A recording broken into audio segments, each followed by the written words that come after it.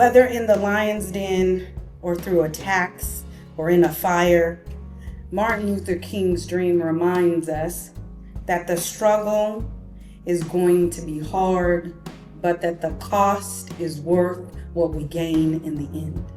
Today, we are hosting our annual Martin Luther King Vigil, remembering and bringing the dream of Dr. King to full realization that we all have space, and that space is created for all of us to be equal.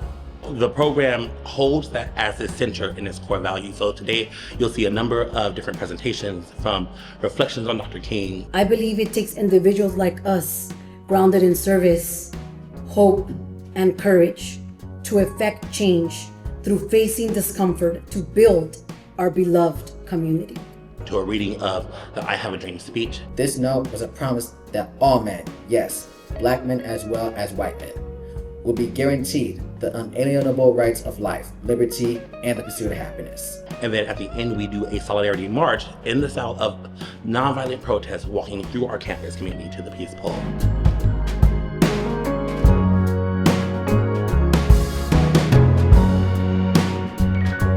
As this flame burns before us, let it ignite something within each of us.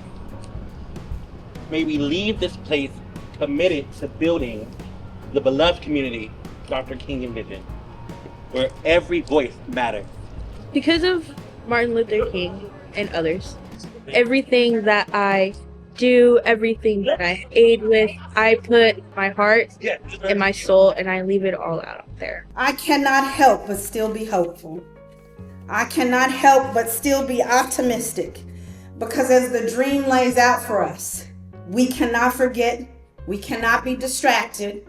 We must forever remember, if my brother is not free, I am not free. Hello, my name is Zaire Shabete. I'm a senior digital media and film major.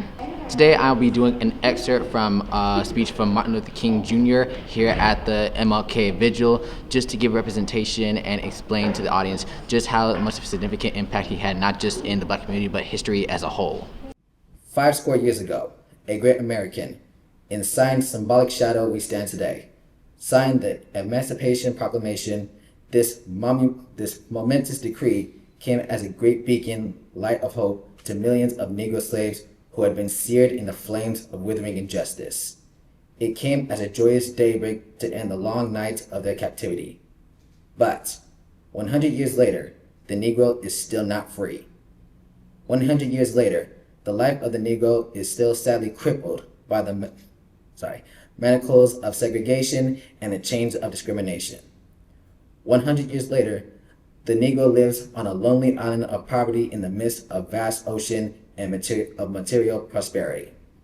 100 years later, the Negro is still languished in the corners of American society and finds himself in exile in his own land. And so we've come here today to dramatize a shameful condition. In a sense, we've come to our nation's capital to cash a check. When the architects of our republic wrote the magnificent words of the Constitution and the Declaration of Independence, they were signing a promissory note to which every American was to fall heir. This note was a promise that all men, yes, black men as well as white men, will be guaranteed the unalienable rights of life, liberty, and the pursuit of happiness. It is obvious today that America has defaulted on this promissory note insofar as her citizens of color are concerned. Instead of honoring this sacred obligation, America has given the Negro a bad check, a check which has come back marked insufficient funds. But we refuse to believe that the Bank of Justice is bankrupt. We refuse to believe that there are insufficient funds in the great vaults of opportunity of this nation. And so we come to cash this check, a check that will give us upon demand the riches of freedom and the security of justice. We have also come to this hallowed spot to remind America of the fierce urgency of now. This is no time to engage in the luxury of cooling off or to take a tranquilizing drug of gradualism. Now is the time to make real the promises of democracy. Now is the time to rise from the dark and desolate valley of segregation to the sunlit path of racial justice. Now is the time to lift our nation from the quicksands of racial injustice to the solid rock of brotherhood, Now it's time to make justice a reality for all God's children. Thank you. So I think it's really important to be here in this space to really acknowledge and just revel in the fact that his impact, his works, and all that he's done is the reason that I'm even able to stand here today. Hi, I'm Shannon Matthews, Dean of the College of Arts and Sciences. I'm at the Martin Luther King Vigil today, largely to participate and to share some thoughts on what I think Dr. King's message resonates with me and how it aligns with the work I do, and then where I see impact today. What does the legacy of King's dream really resonate with you, and what does it mean? The other question was, where do you see impact? So I'll try to address those two issues. When I reflect on Martin Luther King Jr. and his dream and vision, not just for Black people, but for America at large, I am reminded that no dream is achieved without struggle, and no struggle is overcome without sacrifice, and the weight of sacrifice cannot be endured without faith, and that it is a shared responsibility. No one person holds the dream. They can articulate it, but we all carry it. It is necessary to have faith rooted in a profound knowing that you are called and destined to a purpose far greater than just yourself, and far greater than just one community. It is a world community we are fighting for. Whether in the lion's den or through attacks or in a fire, Martin Luther King's dream reminds us that the struggle is going to be hard, but that the cost is worth what we gain in the end. I carry that with me often. I think about my grandmother's stories of a segregated South, how dignity was cultivated within knowing who she was, regardless of what the sign said about where she could access. I think about my aunt who was in the second cohort of Central High in Little Rock, Arkansas, in a desegregated high school, and the spitting and the shouting she experienced, but yet, with perseverance, still continued on to love others and be kind. So the dream that Martin Luther King shared resonates with me because I am its epitome. I stand before you because he came before me, and those who allied and partnered with him in the fight paved the way for my steps here today. When I think about the impact of what Dr. King's work and others have done, I think about the fact that it drew people from different backgrounds and different classes together to fight for a common cause to better our world. When you think about it, the white activists who joined Martin Luther King, when you think about the freedom riders, when you think about the clergy who joined him, there were two very strong allies in the civil rights movement with him. His dream and the strategy about how to implement things came from two strong individuals behind him. One was an activist, Miles Horton, who organized and helped train other activists to organize. Another was a Jewish lawyer, Mr. Levinson, who helped really operationalize and fund and support other things. It takes all of us. It takes all of our talents coming together to figure out how we can build better solutions.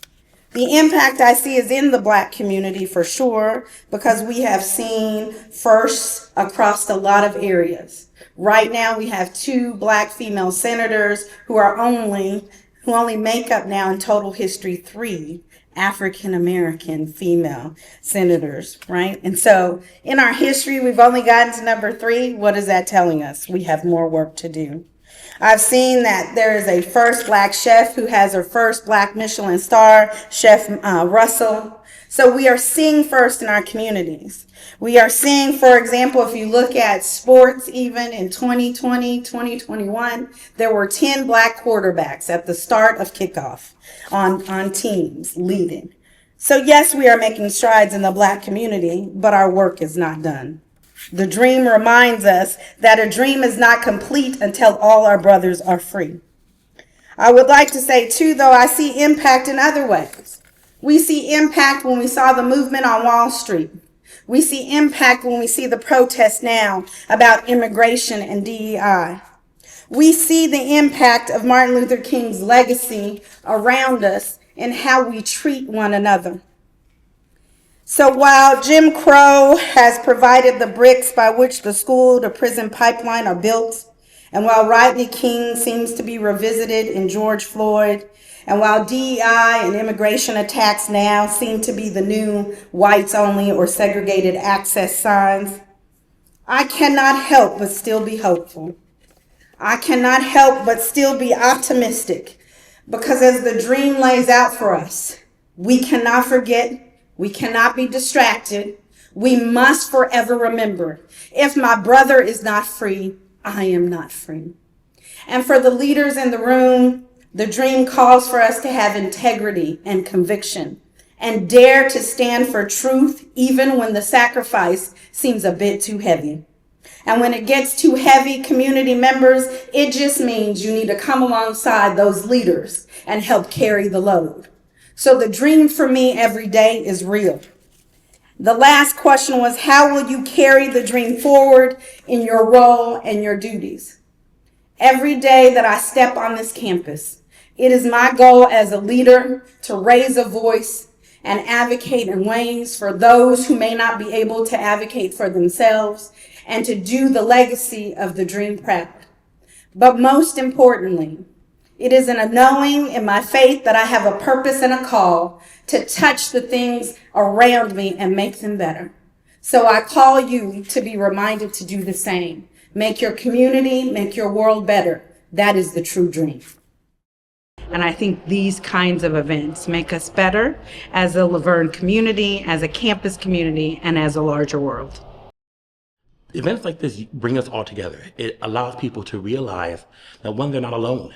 That's the key thing, especially in the state of the world as it is right now. We have to lean into one another, and having a unifying voice and having events like this where we can bring the entire campus community together, no matter the race or the ethnicity or nationality or skin color or background, we bring everyone together in one body and we create that safe space for everybody.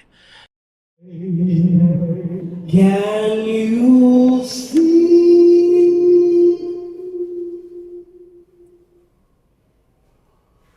by the blood in the streets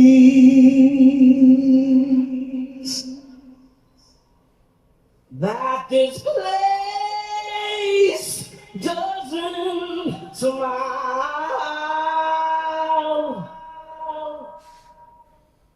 on you, colored child,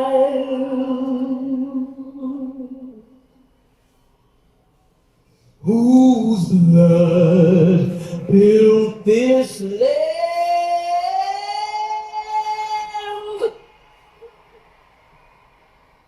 with sweat and their hands.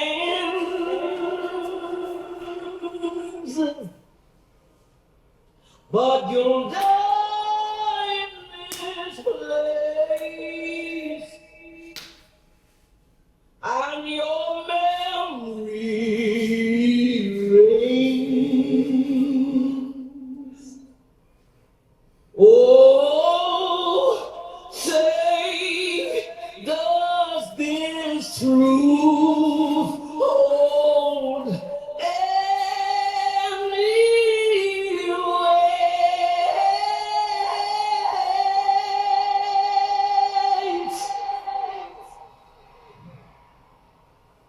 This is not the land of the free,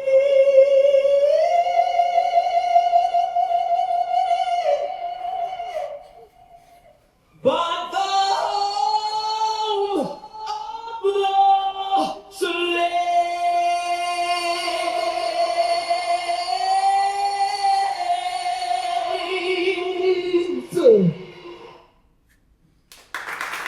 King, for me, is someone that I aspire to be like. Again, just having a bold and fearless leadership, standing in the midst of adversity, even when chaos is erupting around him. No matter what the case was, or no matter what was going on, he held true to his morale. From being nonviolent, just leading in a sense of love and protest, advocacy, and just in all the things of that nature. I aspire to be like that in my day to day through my art form and through my position here at the university. So my name is Simone Warren. I'm a criminology major, senior. So I'm actually an administrative intern, and so I helped Stacy kind of coordinate and plan this event. I helped make sure things run smoothly, and anything that was needed from Dr. Frost or Stacy, I helped coordinate. I also presented a poem called Martin Luther King Jr., April 4th, 1968, by Gwendolyn Brooks. A man went forth with gifts. He was a prose poem. He was tragic grace. He was warm music. He tried to heal the vivid volcanoes. His ashes are reading the world. His dream still wishes to anoint the barricades of faith and of control. His word still burns the center of the sun, above the thousands and the 100,000s. The word was justice. It was spoken, so it shall be spoken. So it shall be done. Thank you. I think our event today brought awareness. It showcased that the University of Verne is passionate about advocacy, it's passionate about awareness, and it's passionate about diversity. And to be diverse means to share stories, not just our own, but others as well.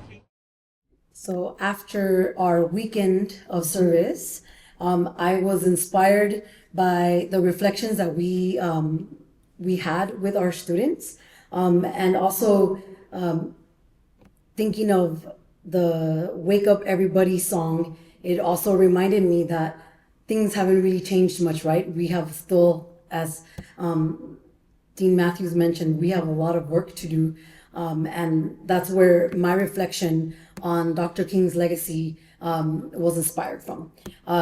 So the legacy of Dr. King's dream and vision resonates deeply with me as a public servant. Public service aligns with Dr. King's aspirations to build the beloved community through civic and community engagement. Dr. King did not only hope for change and engagement, he organized, protested, and disrupted to achieve real transformation in the beloved community, envisioning a society rooted in justice, love, and mutual respect. I believe it takes individuals like us, grounded in service, hope, and courage, to effect change through facing discomfort to build our beloved community. Our gathering today serves as a powerful reminder of the strides we have taken toward cultivating the beloved community that embraces inclusivity and equality. As a public servant, I am dedicated to nurturing a beloved community, one that is firmly anchored in principles of justice and equal opportunity for all people. This commitment is driven by a profound love and respect for the dignity of every individual as we work together to create a society where everyone feels valued and accepted regardless of their background. Our civic and community engagement core value continues to inspire the building of the beloved community through our collective effort and determination. As Dr. King said, life's most persistent and urgent question is, what are you doing for others? His call to service and civic responsibility continues to inspire us, paving the way for a brighter and more harmonious future for all of us. Thank you.